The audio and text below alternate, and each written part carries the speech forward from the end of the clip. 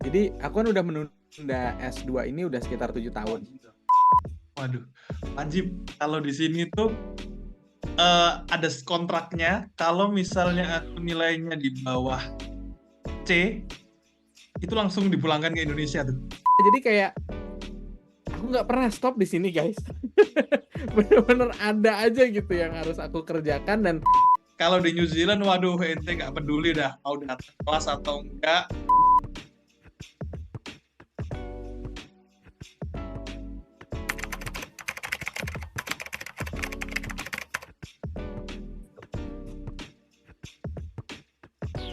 Halo semua, salam 24 jam kembali lagi di Halo PPI, podcast by PPI Dunia bersama aku Aril dan partnerku. Halo, aku Stefi. Nah, pada episode kali ini kita mau bahas apa sih, Stefi? Mau bahas tentang beasiswa. Nah, pas sekali kebetulan kita di sini bersama kedua narasumber kita yang kece, yaitu Kak Bern sama Kak Radit. Boleh perkenalan diri Diri. dulu dari Kak Bern kali. Assalamualaikum warahmatullahi wabarakatuh. Terima kasih teman-teman undangannya di Halo PPI ya. Ini episode ketiga betul ya Ril ya? Oke, terima kasih banyak untuk undangannya. Perkenalkan, namaku Bernhard Farasukandar, terpanggil aja Bern. Saat ini lagi menempuh Master Degree, Master of Public Administration di Tsinghua University, Cina. Salam kenal teman-teman. Belum kenal. Lanjutnya boleh, Raida. Ya, halo Mas Aril, Mbak Septi ya? Mbak siapa? Stefi.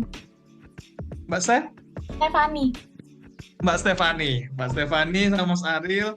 Mas Bern, halo. Izin Mas, kita bertemu satu panggung. Perkenalkan, saya Radia Mahardika, biasa dipanggil Radia atau teman-teman panggil Radia apa. Sekarang saya lagi studi di New Zealand, tepatnya di Lincoln University, ambil Master of Management in Agribusiness. Ini udah malam sih, jadi mungkin salam 24 jam. Oke. Keren-keren banget ya. Nah, selanjutnya aku pengen tanya nih, jenis beasiswa apa sih yang Kak Bern sama Mas Rat ini dapat dari universitas atau dari negaranya gitu? Boleh Mas Rat? Siapa dulu nih? Oke, aku dulu. Ya, kebetulan aku ini dapatnya New Zealand Scholarship. Cuman saat ini namanya udah ganti jadi Manaki New Zealand Scholarship. Itu aku keterimanya itu tahun 2019, tahun 2020 juga, tapi baru berangkat 2023 karena penutupan perbatasan kan COVID waktu itu. Itu sih. Oke. Kalau Mas Bern sendiri? Kalau dari aku beasiswanya kerjasama antara Kominfo dari pemerintah ya Republik Indonesia dengan Tsinghua University China. Oke, nah dari Kak Bern sama Kak Radit ini beasiswanya itu dapat apa saja sih, kayak dapat fasilitas apa aja di beasiswa kakak-kakak ini? Dari Kak. Oke. Dari aku dulu ya tadi ya. Kita aja deh biar enak. Yang pertama ada biaya-biaya waktu mau sini seperti visa, medical check up, seperti itu udah dapat di cover. Terus dapat biaya awal settlement di sini kita dapat sekitar 3.000 New Zealand dollar. Terus biaya per minggu kita dapat sekitar 513 dolar. Dapat itu sih. Terus selain itu kayak asuransi gitu-gitu semua di cover, sama perjalanan pulang pergi di cover juga. Wah, enak Itu sih ya. kalau dari Lumayan. lumayan ini lumayan ngirit lah jadinya. Betul. Jadi bisa nabung gitu. Kalau dari Mas Bern sendiri gimana? Kalau dari aku di cover more or less sama kayak Radia ya. Gitu. Cuman mungkin perbedaannya adalah aku di cover juga untuk anak dan istriku. Oh ya, Gitu. enak juga. Ya, jadi kalau untuk anak sama istri itu per anggota keluarga itu 20%. Nah, cuman kalau anaknya lebih dari satu ya, gitu. Jadi kan anggota keluarga anak nih bisa lebih dari satu nih, gitu kan. Kalau istri kan baiknya enggak ya. Tapi yang jelas kalau anaknya lebih dari satu tetap hitungannya cuma satu karena anggota keluarga maksimal 2. gitu. Tapi more or less sama sih, dan mungkin ini harus rinci banget nih kayak Radia nih. Tadi kenapa nilainya gitu ya? Mau dirinciin apa enggak? Atau cukup? Apa itu nggak apa-apa. Cukup atau dirinciin? Cukup. Oke. Berarti kalau misalnya beasiswa dari yang Mas Bern ini, istri dan anak boleh ikut berarti ya ke sini? Oh iya, boleh banget. Cuman memang ya sama ya, di covernya itu cuman sekali berangkat, sekali pulang gitu. Jadi nggak bisa kayak misalnya aku ada apa gitu, mau pulang dulu apa gimana, itu nggak di cover. Dan memang anak istri ini di covernya mulainya bulan ke-7. Jadi 1-6 itu anak istri belum boleh datang ke sini gitu. Oh begitu ya. Mungkin supaya betah dulu kali ya Mas. Setelah betah baru anak istri boleh ikut ke sini. Sebenarnya anak istri ikut dari awal harusnya udah betah sih ya. Cuman lebih ke ini sih, mungkin peraturan dari pemerintah itu kan yang pertama, mungkin juga dari segi budgetnya juga. Dan memang kalau aku tuh dapatnya setelahnya sih gitu. Setelah udah di sini baru dapat gitu. Jadi kalau Radia nggak tahu deh apakah kamu dapatnya sebelumnya gitu ya. Kalau aku memang di awal nombok dulu gitu. Jadi emang harus udah siap nombok lah. Enak banget tuh. Aku ini nih, soalnya kalau anak sama istriku dari cover, cuma di cover kayak apa, asuransinya gitu-gitu. Jago nih beasiswanya nih berarti nih. Enak nggak enak? Nanti ceritain deh kalau udah Oke, sip. enaknya aku ceritain nanti. Oke, terus kayak gitu pas daftarnya tuh gimana sih, dokumen-dokumen apa aja yang diperluin gitu sama mendaftar, persyaratan apa aja seperti itu? Kalau aku sih persyaratannya muluk-muluk sih. Kalau yang New Zealand Scholarship ini awal-awalnya cuman saya dulu, jadi nggak perlu persyaratan yang kayak gimana. Ketika sudah sampai tahap akhir, oke, kamu diterima beasiswa dan kita akan apply ke kampusnya, baru kita ngurus-ngurus seperti kayak jasa yang dilegalisir, paspor kayak gitu-gitu. Ketika selesai dapat beasiswa baru gitu. Jadi kalau awal-awal sih nggak, ke awal apply beasiswa belum, cuman esai aja sih. Oh iya. Kalau untuk Mas Bern? Oke, kalau tahapan dari aku sebenarnya, jadi aku kan udah menunda S2 ini udah sekitar 7 tahun. Jadi aku udah kerja dulu 7 tahun, aku tunda terus tuh S2-nya gitu ya. Dulu masih single, terus COVID 2021 nikah, jadi malah makin pengen S2. Nah, tapi kan S2 tuh ya mungkin kalau kayak Mas Radia ya gitu. Mas Radia mungkin sangat berkecukupan nih, tapi kalau aku wah ini bawa anak istri nih berat nih gitu kan, kalau beasiswanya cuma nge-cover aku doang. Nah, nyari beasiswa yang nge-cover anak istri itu susah banget gitu. Aku sih jujur nyari-nyari hampir nggak ada gitu. Baik itu dari pemerintah Indonesia atau dari luar gitu ya. Nah itu jadi aku dapat informasinya waktu kemarin tahun 2022, alhamdulillah aku kepilih jadi delegasi perwakilan pemuda Indonesia. Terus pas di ASEAN dipilih lagi menjadi delegasi pemuda ASEAN, representatif seluruh pemuda ASEAN. Di situ aku dapat informasinya tentang beasiswa ini. Nah itu cepet sih, November 2022 aku dapat informasinya. 2023 awal itu mungkin sekitar bulan Februari aku udah mulai pendaftaran. Maret udah diseleksi semuanya sama esai, interview, standar lah semuanya ya, seperti beasiswa pemerintah pada umumnya gitu kan, mirip-mirip LPDP lah persyaratannya.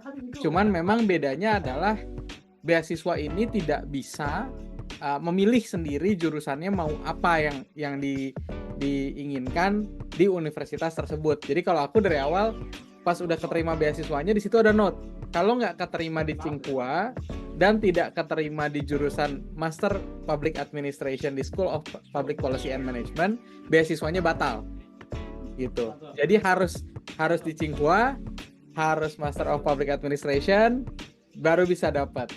Kalau enggak, aku harus ngulang lagi. Alhamdulillahnya sekali daftar langsung dapat.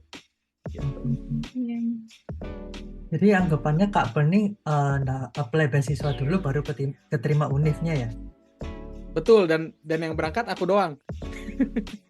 Jadi, dari berapa banyak tuh ya? Ya dari berapa banyak? Jujur banyak yang daftar sih, tapi yang keterima aku doang. Oh, puji Tuhan lah ya.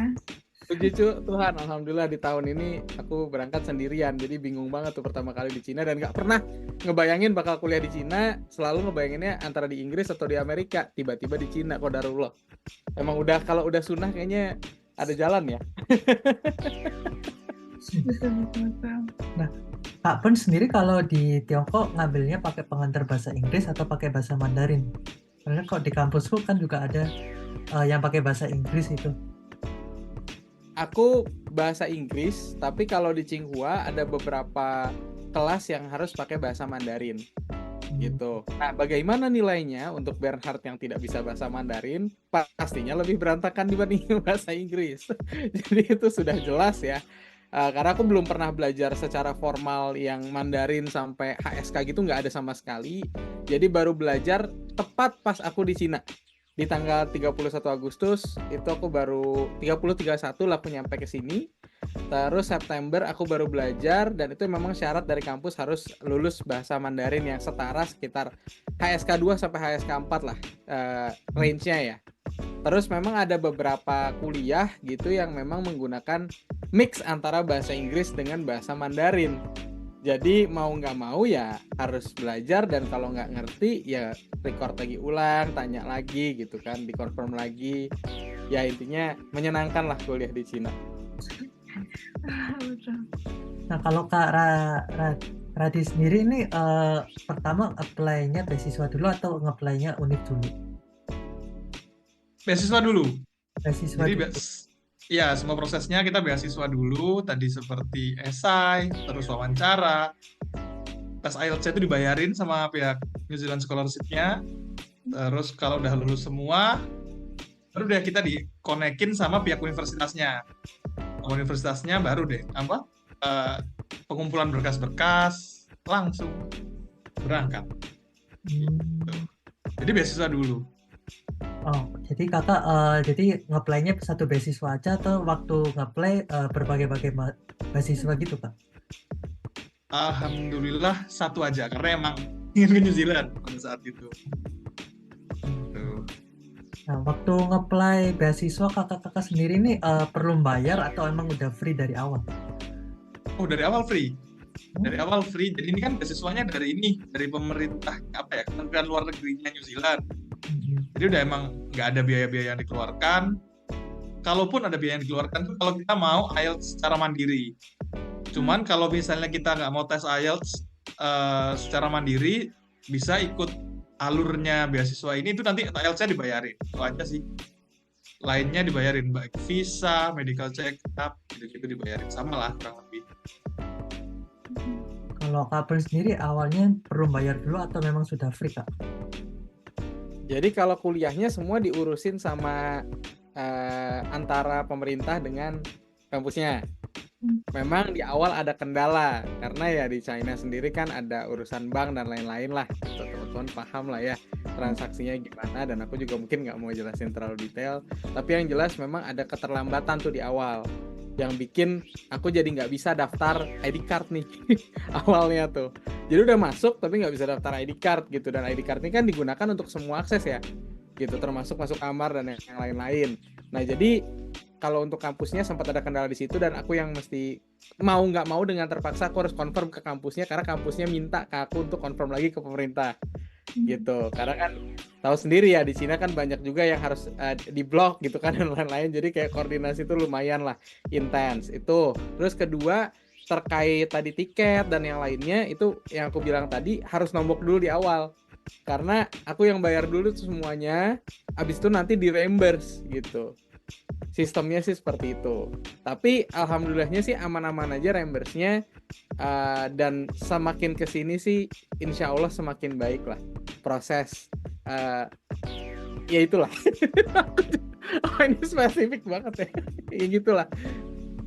Memang biasa kadang-kadang kalau mau beasiswanya keluar agak ribet di pengurusan sama lausennya kadang-kadang sih, sama gurunya sama dosennya. Oke. Nah, aku pengen tanya nih, buat di China kan mungkin sekitar bulan September ya kita baru mulai setiap tahun ajaran barunya. Aku kurang tahu nih kalau di Mas Rat ini bulan apa ya? Eh, kalau di aku tahun ajaran barunya setiap bulan Februari, pertengahan Februari. Februari. Nah, berarti Ya, jadi awal tahun aku berangkatnya itu Januari akhir. Oke. Berarti kira-kira waktu yang pas nih buat teman-teman lain buat daftar itu di bulan apa sih? Nah, kalau misalnya daftar beasiswa sendiri itu biasa dibuka di sekitar Maret. Maret Jadi ya? kalau Maret, ya sekitar Maret itu dibuka. Nanti pengumumannya itu sekitar Oktober November. Oktober pengumuman. Oktober tuh udah selesai semua. Kita udah diterima kampus tuh Oktober, habis itu udah ngurus-ngurus visa sekitar sebulan, 2 bulan, langsung Januari berangkat. Oke. Berarti hampir setahun ya buat persiapannya. Ya, hampir setahun. Soalnya seleksinya sendiri waktunya panjang. Jadi misalnya Maret itu kita CSI. Terus habis itu sekitar bulan Mei kita tahap interview. Lanjut lagi IELTS gitu. Oke. Berarti sekitar setahun. Nah, kalau di beasiswa Mas Bern ini sekitar berapa lama nih? Idealnya? Aku dengar Mas Radia kayaknya ideal banget ya, enak banget. Maksudku time span-nya tuh panjang banget. Jadi kalau aku sendiri memang di awal informasi itu kurang gimana ya, kurang rapih lah kalau yang aku rasakan ya. Jadi ketika tiba-tiba nih udah daftar, udah semua, tidak ada nih diminta kayak harus standar bahasa Inggrisnya apa gitu. Tiba-tiba diminta harus ada beberapa hari dari sekarang, kan tes bahasa Inggris juga kan nggak bisa secepat itu ya, gitu kan. Alhamdulillahnya aku udah pernah tes bahasa Inggris, gitu. Nah jadi itu yang aku lampirkan aja yang udah pernah gitu kan. Ini jadi kan tahapan pertama masih diseleksi di pemerintah dulu kan, gitu. Itu pertama tuh dari seleksi bahasa Inggrisnya tuh lumayan kendala di awal karena nggak ada yang informasiin sama sekali, tiba-tiba diminta gitu harus kapannya. Terus kedua yaitu sekitar bulan Februari Maret itu baru mulai proses dan semuanya tuh selesai tuh sekitar bulan Mei Juni gitu. Jadi padat banget kan. Dan di saat yang bersamaan juga aku waktu itu masih kerja gitu. Jadi aku sambil kerja sambil ngerjain itu. Dan seleksi kampus itu kalau nggak salah daftar juga sekitar bulan April Mei, Juli baru diumumin gitu. Jadi memang Juli diumumin, Julinya pun Juli tengah Juli akhir, terus Agustus sudah berangkat. Bener, aku beneran nekat berangkatnya. Aku berangkat ke China, itu nggak tahu gimana, koneksi juga aku nggak punya keluarga sama sekali di sini. Gitu ya. Aku berangkat ke sini tuh sekitar tanggal 29 sampai di sini 29.30. Terus di situ aku baru tahu kalau di China kan nggak boleh ya hotel itu sembarangan ya. Ada beberapa hotel yang nggak terima foreigner kan. Jadi itu satu hari aku luntang-lantung tuh. Udah nggak bisa bahasa Mandarin, Google Translate di blok, mau nanya siapa nggak tahu. Ya udah aku luntang-lantung tuh nyari hotel, akhirnya dapat sehari karena dormnya di sini juga strict kan. Kalau masuknya tanggal 31, nyampe tanggal 30, ya tidur di luar deh gitu. Jadi aku benar-benar tuh nyari hotel dapat. Jadi kalau untuk proses beasiswa sampai hadir di China, aku cepet banget sih. Kalau dia hitung Maret berarti less than 6 months ya. Iya, betul. Kurang dari 6 bulan harus semuanya udah selesai tanpa pengetahuan harus belajar apa dan lain-lain gitu, nggak ada. Jadi benar-benar harus mandiri banget. Betul. Nah, berarti kalau misalnya dari nilai-nilai jenjang sebelumnya nih ya, itu mempengaruhi nggak sih ke beasiswa yang kakak-kakak saat ini ikuti gitu? Kalau aku ada, ya. Kalau aku ada minimalnya, itu setara B lah seenggaknya. IPK-nya tapi ya, IPK-nya setara B. Kalau di Indonesia itu berapa ya? Itu 3 kalau nggak salah, 3 atau 2,9 sekian lah. Itu waktu zamanku. Kalau yang sekarang aku belum update lagi ya. Kalau waktu zamanku segitu. Kalau soalnya IPK-nya ini lebih ke bukan ke beasiswanya, ke persyaratan kampusnya. Kalau beasiswanya sendiri nggak ada persyaratan itu. Oke. Kalau di kampusku sendiri persyaratannya itu kampus lain ada yang beda, ada yang lebih tinggi, ada juga yang lebih rendah gitu sih. Oke. Kalau di Mas Bern? Kalau aku dua-duanya ada persyaratan masing-masing. Jadi beasiswanya ada persyaratan, kampusnya ada persyaratan gitu ya. Ya rata-rata minimal samalah B gitu kan. IELTS juga standar. Tes bahasa Inggris pun ada 2 kali nih. gitu. Jadi yang di pemerintah ada tuh suratnya harus apa, terus yang nanti harus dites di kampusnya juga ada yang harus dilampirin. Terus memang semuanya juga strict, kayak interview di pemerintah itu juga ada interview sendiri dan bertahap ya, interviewnya ada beberapa tahap. Terus juga interview di kampus juga ada juga. Dan waktu itu tuh interview di kampus karena memang nunggunya kan lama ya. Lumayan, aku sekitar April gitu kan. Terus pas dapat jadwal interview itu aku lagi dapat COVID. Aku dirawat di rumah sakit tuh. Nah, itu pengalaman pertamaku interview pakai Zoom, itu lagi di infus. jadi memang benar-benar karena padat banget dan persyaratan, aku khawatir kalau dipending nanti makin lama. Karena di Cina juga ini ya, salah satu ada mungkin yang signifikan adalah ada verifikasi kan. Jadi kalau dari kita sendiri misalnya sudah pernah punya sertifikat, aku kan S1 dual degree Indonesia Jerman. Nah, itu sertifikatnya semuanya harus diverifikasi lagi kan ke education systemnya Cina kan.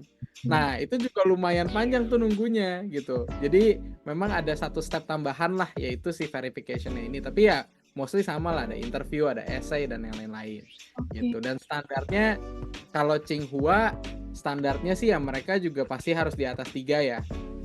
Sepengetahuanku pasti harus di atas 3, dan memang ada proyek-proyek yang sudah kita kerjakan apa gitu kan. Jadi nggak cuma dari nilai kampus aja, nggak cuma dari nilai akademik, tapi prestasi kita apa aja. Terus setelah itu juga nanti ketika kuliah tujuannya mau apa, dan yang kamu ketahui tentang kayak kolaborasi Indonesia Cina tuh apa gitu. Berarti harus tetap maintain nilai juga dong ya? Oh iya, karena kalau aku laporan ke pemerintah 3 bulan sekali. Jadi ke kampus laporan, ke pemerintah laporan gitu. Jadi bikin report nih 2 nih. Ke pemerintah iya, ke kampus iya gitu. Dua-duanya aku harus bikin laporan, dan nilai nggak boleh benar-benar kayak di bawah B itu nggak boleh lah gitu. Secara tidak eksplisit ditulis ya. Tapi ya kita sama-sama paham aja bahwa yang diinginkan adalah nilai yang baik gitu.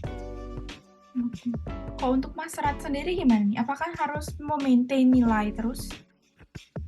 Waduh, wajib. Kalau di sini tuh ada kontraknya. Kalau misalnya aku nilainya di bawah C, itu langsung dipulangkan ke Indonesia tuh. Wah, serem banget. Galak gitu tuh.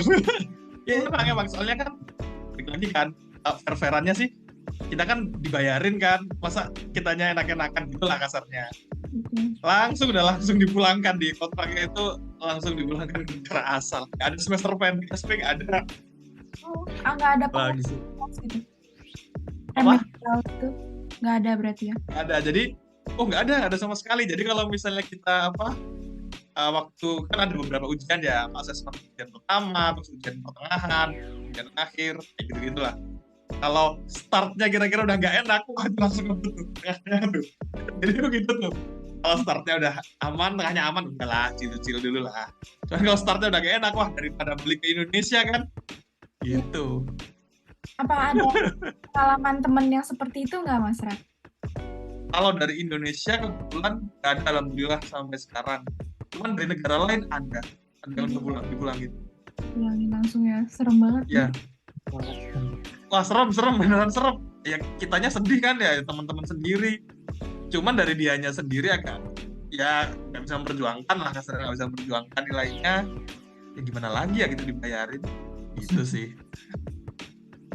Nah, kalau Mas Ra sendiri di beasiswanya bakal ada kayak annual review gitu nggak tiap akhir semester? Tadi kan kalau Kak Burns harus laporan ke kampus sama ke pemerintah ya. Kalau Mas Ra sendiri harus laporan juga nggak?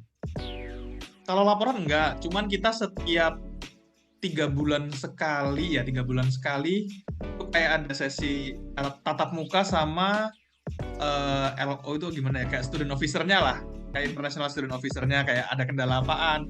Kalau misalnya nilainya kita oke-oke aja, misal di atas B, enak tuh ngobrolnya, cuman bahas gimana keluarga, kayak gitu-gitulah. Cuman katanya teman-teman, nilainya di bawah B atau yang C mepet gitu, waduh itu bakal dipepet tuh, dikasih kayak tutor khusus kayak gitu. Jadi emang ada budgetnya dari beasiswa ini untuk kayak tutorial khusus gitu, semacam dosnya lah kayak gitu. Cuman sebenarnya tatap mukanya cuma ngecek kabar, oh berarti anak ini aman nih, kayak gitu aja sih. Oke. Kayak yang kita harus lapor terus kan. Oke. Berarti orang Indonesia di sana cukup banyak dong, Mas? Kalau di kampusku yang di angkatanku itu ada anak 3 doang. 3, 1. Kalau yang angkatan di bawah 1 doang. Berarti sedikit ya. Total berapa tuh, Mas? Dikit. Apa? Total berapa tuh kira-kira? Oh, tapi kalau yang ini yang beasiswa ya, kalau yang self-funded, termasuk yang self-funded itu ada sekitar belasan lah, 16-15 gituan. Oke. Kalau Mas Bern di kampus sendiri yang pakai beasiswa yang sama, berarti cuma Mas Bern doang ya? Iya, aku waktu itu berangkat sendirian. Tapi Terus total memang mahasiswa total ini mahasiswa Indonesia S1, S2 sepengetahuanku sih ada 100-an, tapi nggak jauh gitu, mungkin 106 gitu. Di satu Tsinghua ya. ya. Di satu Tsinghua ada 100-an. Dan mungkin tadi ada informasi tambahan juga dari Radia ya. Kalau di kita juga ada yang nggak lulus gitu. Maksudku dari negara lain ada yang nggak lulus dan langsung dipulangkan juga. Dan memang kan rata-rata beasiswa mereka beasiswa pemerintah Cina atau pemerintahnya mereka. Ya mirip-mirip kayak beasiswaku lah. Cuman bedanya bukan dari pemerintah Indonesia, pemerintah mereka masing-masing gitu ya. Nah, terus kalau memang ada nilai di bawah B atau C, itu pasti nanti ada ada kelas tambahan lagi. Alhamdulillah sih kalau aku orangnya kalau untuk kuliah memang kan buat cari ilmu. Jadi aku ambil nekat semua sih. Jadi di awal tuh aku juga nggak tahu kelasnya gimana dan semester awal kan belum tahu nilai nanti akan berapa kan sebetulnya gitu. Jadi semua kelas yang sulit-sulit aku ambil semuanya di semester 1 tuh. Wah. Jadi di semester 1 aku dapat kelas reguler, aku dapat kelas di School of Economics and Management juga, kelasnya McKinsey yang consulting company itu. Terus aku ngambil kelasnya Schwarzman juga. Jadi itu diseleksi lagi. Jadi pas sudah masuk Tsinghua, ada seleksi buat masuk kelas Schwarzman, ada seleksi buat masuk kelas SIM. Alhamdulillah aku semester 1 semua kelas yang istilahnya prestigious di universitas inilah ya, aku dapat semua. Oke. Memang Kaplan sangat bisa bilang sangat pintar dan rajin. Niatnya dari awal. Beruntung. Lumayan beruntung, alhamdulillah. Iya. Terus kalau misalnya dari Mas Bern dulu deh, yang Mas Bern tahu dari teman-teman yang Indonesia lain nih, apa ada tahu, oh mereka dari beasiswa apa gitu, yang selain Mas Bern? Nah, ini menarik nih. Jadi kalau beasiswa sendiri, aku kan sekarang selain di Tsinghua nih dapat beasiswa, aku juga alhamdulillah dapat opportunity juga kerja buat Kemenkomarves. Gitu. Karena di sana aku ngelola beasiswa Indonesia Maju Taman Sains. Nah, lucunya jadi beberapa anak di sini tuh ada yang beasiswa Indonesia Maju juga gitu. Jadi terus ada yang beasiswa Indonesia Maju Taman Sains juga, itu juga lulusan SMA-nya kuliah di sini juga. Jadi kayak aku istilahnya ngebimbing anak yang lagi kuliah juga gitu. Istilahnya gitu, atau yang akan kuliah gitu. Itu pertama ada yang dari beasiswa Indonesia Maju, ada yang dari LPDP, ada yang dari pemerintah Cina ya, CSC ya. Itu juga ada. Ini untuk orang Indonesia sih available-nya itu ya, CSC, LPDP, terus juga tadi beasiswa Indonesia Maju, beasiswa Indonesia Maju Taman Sains, beasiswaku, terus juga ada ASEAN, beasiswa ASEAN itu juga ada. Jadi pilihannya banyak, sama ketujuh kalau emang 6 itu mungkin nggak kepilih beasiswa orang tua.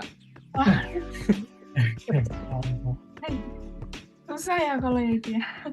Kalau Mas lebih susah beasiswa orang tua kayaknya. Iya. Paling mudah kalau itu Mas. Kalau Mas Rat sendiri gimana nih beasiswanya dari teman-teman yang lain? Halo, sorry ini agak sinyalnya agak barusan hilang. Kalau aku sendiri sih yang di kampusku itu beasiswa Manaki sama tadi tuh beasiswa orang tua. Beasiswa aku yang Manaki New Zealand Scholarship sama self-funded. Cuman kalau di New Zealand sendiri ada macam-macam. Ada beasiswanya LPDP, ada BPI, ada yang dapat beasiswa dari kampus-kampusnya mereka sendiri, gitu sih. Cuman yang umum paling banyak itu LPDP sama Manaki New Zealand Scholarship. Dua itu sih kalau New Zealand. Oke, Ada juga beasiswa Indonesia Bangkit tuh, itu ada juga tuh di New Zealand tuh. berarti cukup banyak lah ya, bermacam-macam. Lumayan. Kalau teman-teman mau mencari kali ya, dan niat dari hatinya seperti apa.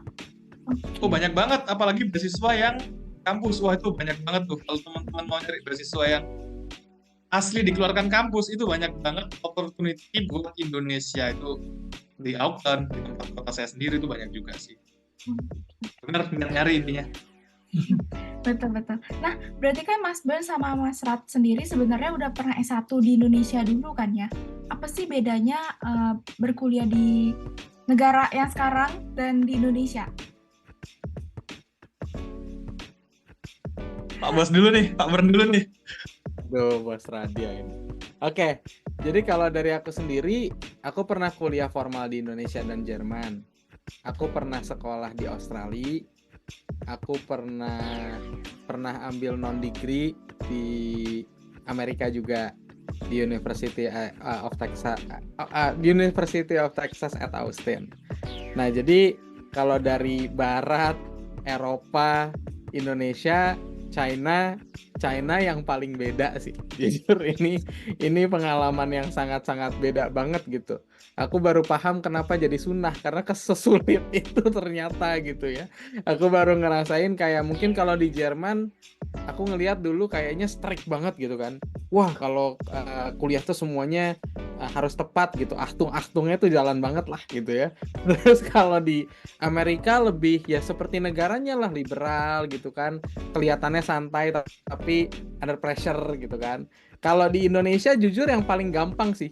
Selama jadi anak yang patuh aja udah selesai aja menurut aku sih gitu. Selama jadi anak yang patuh, anak yang mau ngerjain yang ditugasin dosennya ya selesai aja gitu. Sedangkan kalau di Australia juga dulu ya mirip-mirip kayak di Indonesia, tapi ya lebih ke barat gitu ya. Tapi culture Asianya tuh masih ada.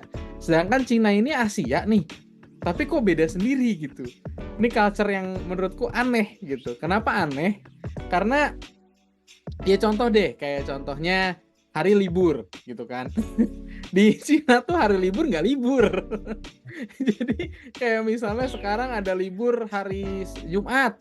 Oh, aku kira enak nih kelas skip gitu kan. Ternyata bukan skip kelas, tapi kelasnya diganti. Paling banyak pasti kelasnya diganti weekend. Nah, jadi kayak aku dari semester lalu sampai semester ini, aku weekend nggak pernah nggak kelas. Pasti ada kelas gitu. Itu pertama tuh dari segi kelasnya. Kedua dari segi keagamaan ya. Ketika belajar itu kan karena punten aku muslim kan.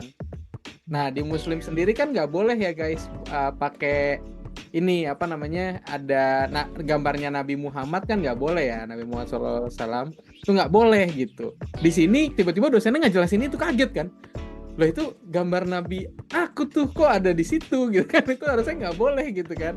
Nah tapi ya aku coba meredam gitu ya, nggak bisa kayak nggak bisa Pak gini-gini, aku nggak gitu ya, karena kalau aku kayak gitu mungkin nanti dosennya kan akan offended ya. Nah tapi ketika udah kelas kayak udah di akhir-akhir, aku kasih tahu ke dosennya, Pak kalau belum tahu gitu ya, pakai bahasa Mandarin, aku translate dulu nih gitu. Ya Pak kalau belum tahu foto Nabi Muhammad harusnya nggak boleh. Terus kayak dia, oh gitu ya. Iya, terus aku jelasin gini. Terus di sini juga kan belajarnya tuh nggak cuman tentang pelajaran ya teknis bangetnya, ada kan sampai yang ekonomi banget gitu, sampai lihat grafik, lihat statistik ngolahnya gimana, ada tuh teknis banget. Tapi ada juga yang philosophical banget gitu, sampai ngebahas Konfusius gitu, teori tentang ketuhanan dalam Konfusius gitu kan. Nah itu tuh menarik gitu. Dan ya hari-hari liburnya juga kan banyak yang unik ya, kayak Lebaran nggak bisa libur gitu kan, sholat Jumat ya udah gitu nggak bisa. Kalau di jam itu kan memang nggak bisa gitu, mau apapun alasannya gitu ya. Tapi kalau hari buruh lama liburnya gitu. Nah ini jadi fokusnya nih menarik banget, dan emang pelajarannya baru pertama kali ya jujur di hidupku, aku belum pernah kuliah sampai aku tuh nahan pipis istilahnya Aku tuh nggak mau ketinggalan ilmunya gitu. Itu baru di sinilah istilahnya yang kayak, wah kalau aku ketinggalan nih, aku nggak dapat ilmunya lengkap nih. Jadi aku sering banget jujur di kelas tuh nahan pipis, nahan lapar, karena takutnya dosennya nggak mau ngejelasin lagi setelahnya atau waktunya nggak ada karena mereka sibuk gitu. Dan memang opportunity kalau aku lihat sendiri di sini kayak kebuka luas ya. Kayak, oh minggu lalu aku bisa ketemu sekjen envoy-nya PBB. Seminggu sebelumnya aku bisa ketemu DPR-nya, mantan DPR-nya Parlemen Inggris gitu. Seminggu yang lalunya lagi aku bisa ketemu Pak Menteri apa. Seminggu yang lalunya lagi aku bisa ketemu Pak Jokowi di sini gitu. Presiden Indonesia. Jadi kayak aku nggak pernah stop di sini guys. Bener-bener ada aja gitu yang harus aku kerjakan dan kelasnya alhamdulillah bagus-bagus banget gitu. Kalau Karat sendiri, menurut Karat apa perbedaan cara mengajar yang di Indonesia dan di New Zealand, Pak? Nah, tadi kalau misalnya Mas Bern itu lebih ke ngebutnya akademisi itu kayak gitu tuh. Nah, contoh-contoh mahasiswa yang keren kayak gini nih. Nah, kalau di New Zealand itu sedikit banyak jauh banget lebih chill. Asli lebih chill. Entah karena itu dosen-dosen di jurusanku atau emang secara umum, cuman setelah aku dengar dari teman-teman secara umum memang kayak gitu. Jadi ini kalau misalnya tadi ibaratnya Mas Bern itu kalau di Indonesia itu kita kalau patuh aja ke dosennya kayak oh iya Pak, oh iya Bu, kayak gitu itu wah nilai bagus tuh ntar tuh. Banyak yang kayak gitu. Kalau di New Zealand, waduh ente nggak peduli dah mau datang kelas atau enggak, mau itu atau enggak, itu semua materi bisa diakses. Contoh aku nih, aku ngomong tuh sama dosen, Pak, kalau misalnya kuliahnya jam segini sampai jam segini, saya izin ya pulangnya 15 menit sebelum selesai, soalnya saya harus jemput anak di apa, anak kan TK di sini ya, jemput anak di TK. Oh ya nggak apa-apa, ntar kan program nih, kirim ntar ya, kayak gitu. Orangnya lebih chill. Terus mau mungkin kalau di Indonesia waktu aku satu dulu harus ada baju paling rapi, harus pakai sepatu. Waduh nggak ada di sini yang kebetulan sama aku tuh isinya anak-anak semua tuh, dan itu kan aku ambil agribisnis ya. Petani-petani lokal di sini tuh anak-anaknya disekolahin semua di kampusku. Kebetulan kampusku ini kampus pertanian di Lincoln University ini. Jadi anak-anak itu kadang datang pakai outfit masih baru dari ladang gitu ya, masih pakai celana pendek, pakai sepatu boot, kadang itu masih ada pakai jaket proyek itu loh, kalau kayak warna hijau nyala itu masih dipakai itu. Jadi tuh nggak peduli apa, yang penting kalian ngerti. Intinya gitu sih. Yang penting kalian ngerti.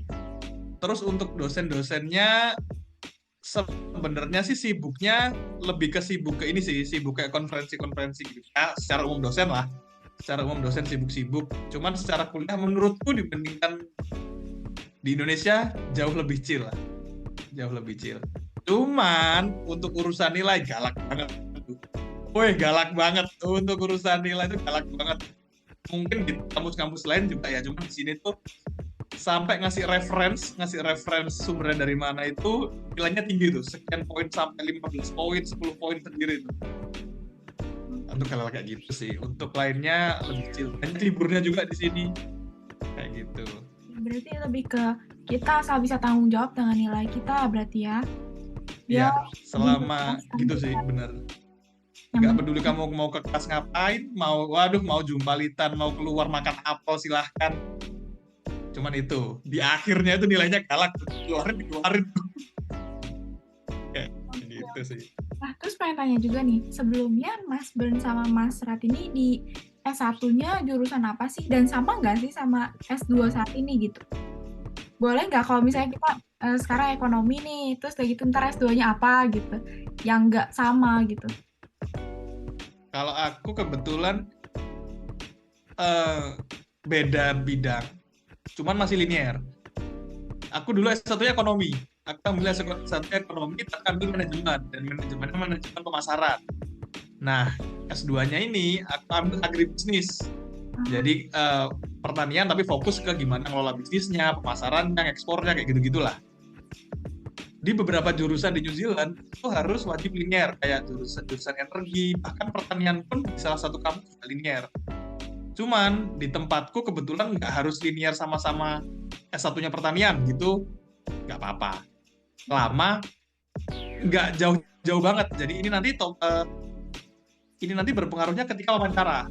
Ketika diwawancara beasiswa ditanyain, yang kamu pelajarin di S1 dulu, apa yang bisa disinambungkan sama yang akan kamu pelajari di S2 kayak gitu. Selama kita bisa jawabnya nyambung, ya nggak masalah.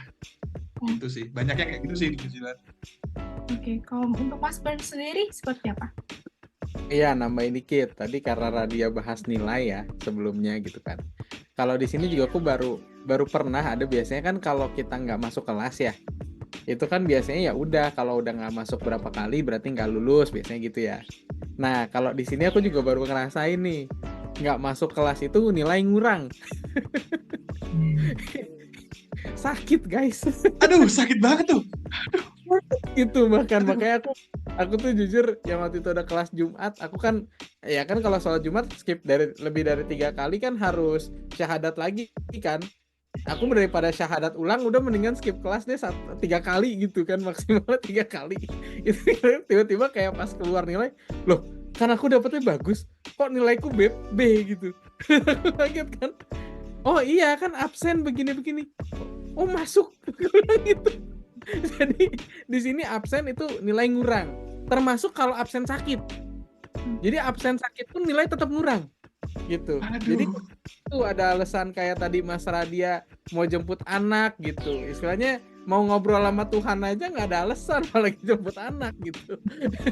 Itu pertama ya. Terus tadi terkait lulusan S1 dulu S1 aku lulusan Information Technology and Project Management. Sekarang di S2 itu Master of Public Administration. Sebenarnya lebih relate sama ekonominya Mas Radia sebenarnya, secara kalau kita ngomong linear secara akademik gitu ya. Tapi kalau dalam pandanganku linear aja sih. Ini memang ini pandanganku ya. Mungkin kalau pandangan akademis banget ini nggak linear gitu. Tapi kenapa pandanganku, dan memang di jurusan ini hampir nggak ada yang S1-nya IT gitu. Rata-rata tuh ya ekonomi, hukum atau hubungan internasional gitu kan, hubungan-hubungan yang lebih ke politik gitu, masuknya ke sini. Nah, kenapa Bernhard dari IT masuknya ke public administration gitu kan? Karena aku ngerasa kebijakan teknologi di Indonesia itu masih banyak perlu ditingkatkan dan masih belum ada di beberapa sektor yang menjadi expertnya gitu. Itu kenapa aku mengambil jurusan ini, dan aku pun sekarang kan risetnya terkait digital sovereignty ya gitu. Pertanyaan simple aja buat teman-teman. Waktu itu kita pernah tuh WhatsApp mati sehari, 2 hari, 3 hari ya. Ingat nggak di Indonesia? Pernah ya? Nah, terus ketika WhatsApp itu mati, yang WhatsApp kan ini dari Amerika ya. Terus kita punya nggak gantinya dari Indonesia? Nggak ada kan? Pakai Telegram. Telegram pun dari Rusia. Bener. Nah, jadi dari situ sendiri kebijakan pemerintah apa yang harusnya bisa mendorong itu gitu. Yang bisa mendorong kita tuh bisa berdaulat dari digitalnya, nggak ada. Nah, sedangkan orang IT pun rata-rata S2-nya computer science, S2-nya masuknya ke engineer lagi gitu kan. Nah, siapa nih yang mau ngurusin public administration? Ya Bernhard dikorbankan untuk mengurus itu. Oke, nah terakhir nih, pertanyaan terakhir Mas. Pesan apa sih buat teman-teman yang nanti nonton atau dengar podcast ini gitu? Dari beasiswa, dari nanti mau memilih negara, terus kayak gitu dari pemilihan beasiswa yang mana gitu. Boleh Mas Rat dulu. Oke.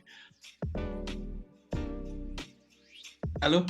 Aduh, ini reconnecting. Oh, udah jelas. Pokoknya kalau teman-teman yang mau ambil beasiswa itu yang pertama, tahu apa yang akan diambil, daripada ntar nyesel berdiri di tengah jalan dan bakal menyusahkan proses beasiswa. Yang kedua, jangan takut buat nyoba. Rata-rata itu orang-orang yang keren-keren, yang pinter-pinter tuh sebelum ambil beasiswa udah jiper duluan. Coba dulu aja. Kalau misalnya takut, contohnya udah Radia nih udah. Temen bilangnya gini nih, Radia aja bisa dapat apalagi kalian. Nah, itu tuh paling ampuhku tuh. Kayak gitu. Pokoknya coba dan coba. Kalau aku sih itu ya. Oke. Dan Kalau doa. Doa. doa paling penting ya, Mas. Yoi. Kalau dari Mas Ber nih.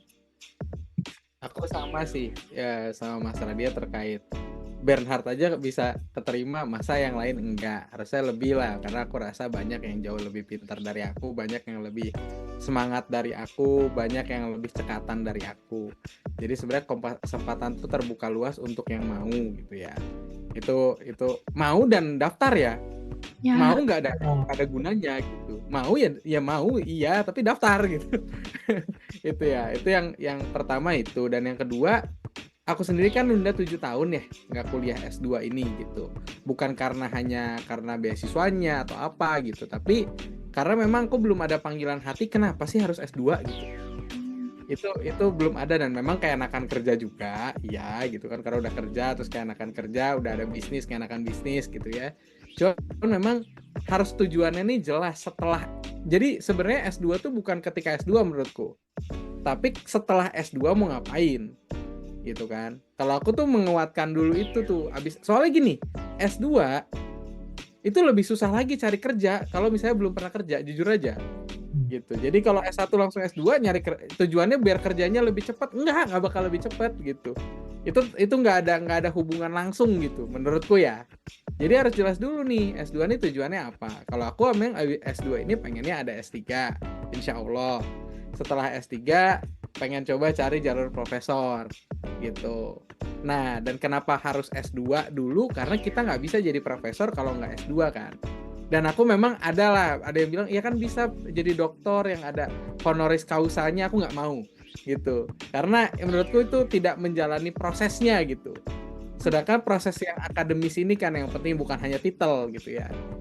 Itu yang menurutku signifikansinya, tujuannya sebenarnya apa dan apakah hanya bisa dilalui dengan S2 gitu. Kalau ketika memang bisa dilalui tanpa S2 dan ternyata MPK lebih bagus, ya S2 nggak penting menurutku ya. Tapi kalau memang S2 harus dijalani, ya udah harus ambil S2-nya yang memang tepat jurusannya yang akan dipraktikkan nanti jadi apa. Kalau nggak dipraktekin, yang penting punya titel aja, orang tua bangga, yakin deh sama aku deh, kamu nggak istilahnya kerja bagus di apa juga orang tua ntar ujungnya bangga kok, mau gimana juga gitu kan. Cuman yang intinya ya harus jelas nih apa, apalagi kalau pakai duit negara ya gitu, harus punya tanggung jawabnya apalah gitu. Dan memang jujur aku sendiri salah satu menunda, aku tuh nggak mau banget guys ngambil LPDP gitu. Dulu tuh aku nggak mau banget gitu, dan sampai sekarang pun belum ya. Nanti nggak tahu, tapi ya sampai sekarang pun belum ngambil LPDP. Kenapa? Karena aku ngerasa kayak aku tuh nggak mau dipaksa pulang. Oke. Gitu. Kalau pulang ya karena aku mau pulang, mau siapapun maksa nggak bisa maksa aku. Dan memang aku pun kan dulu S1 di Jerman, pulang ke Indonesia nggak ada yang nyuruh. Emang mau sendiri, resign sendiri dari kantor gitu kan. Pulang ke Indonesia nggak ada yang nyuruh, nggak ada yang maksa, dan aku pulang dan aku kerja 7 tahun di Indonesia gitu. Jadi itu pun yang sama ke depannya, aku mau berkontribusi terus untuk Indonesia, tapi bukan karena disuruh, tapi karena aku mau gitu. Dan selama masih sendiri, dalam artian belum punya istri, belum punya anak, apalagi yang menunda kamu tidak mau daftar. Kalau memang sudah jelas tadi beberapa step sebelumnya sudah jelas, apalagi. Karena ketika udah punya istri, udah punya anak, apalagi udah punya cicilan rumah dan punya mobil, cicilan mobil misalnya gitu kan. Nah itu makin repot kita kalau mau daftar universitas, banyak yang dipertimbangkan gitu. Jadi sebelum makin banyak pertimbangan dan masih istilahnya kalau ada apapun yang kena kita sendiri doang, ya sudah berangkat. Dan memang tadi mungkin sedikit ya, tadi Ariel sama Steffi bilang sponsor orang tua itu justru yang paling gampang. Nah aku mau nekenin lagi, kalau buatku enggak gitu. Karena orang tua aku nggak akan sponsorin aku ke Cina, nggak akan. Ke US, ke Jerman tuh nggak akan mereka sponsorin aku gitu. Jadi jujur buat aku lebih gampang dapat beasiswa dibanding beasiswa orang tua gitu. Karena orang tua aku nggak bisa untuk membiayai aku ke sini gitu. Jadi aku harus berjuang sendiri untuk bisa mencapai di titik yang sekarang. Dan aku memang tidak pernah mengandalkan nepotisme orang tua satu kali pun di seumur hidupku ini ya. Oke, oke. Oke, jadi kesimpulannya tuh penonton-penonton nih yang mau daftar beasiswa ke luar negeri jangan takut. Nah, sebelum daftar kita harus tahu dulu tujuan kita mendaftar itu apa untuk ke depan biar nanti nggak salah tujuan waktu di tengah-tengah gitu ya. Oke deh kalau kayak gitu. Makasih nih sebelumnya Mas Ra sama Mas Ben juga udah mau hadir hari ini, udah bincang-bincang. Kayak udah hampir 1 jam ya kita ngobrol-ngobrol ini. Semoga yang dengar juga dapat manfaat. Siapa tahu kalau misalnya ke depannya ada teman-teman yang pengen beasiswa, nyari beasiswa, kuliah di luar negeri, bisa lewat apa yang tadi Mas Ben kan kerja di beasiswa tersebut. Terus itu dengar-dengar tadi macam-macam beasiswa, boleh cari ke sana kali ya. Gitu sih paling dari kita. Semoga kuliahnya lancar-lancar Mas Ben sama Mas Rat. Semoga lulus tepat waktu, keluarga sehat-sehat. Oke deh. Terima Amin. kasih. Thank you Amin, banget ya. semuanya udah kakak-kakak udah mampir. Oke deh, thank you semua. Salam 24 jam. Salam 24 Terima kasih. Salam 24 jam.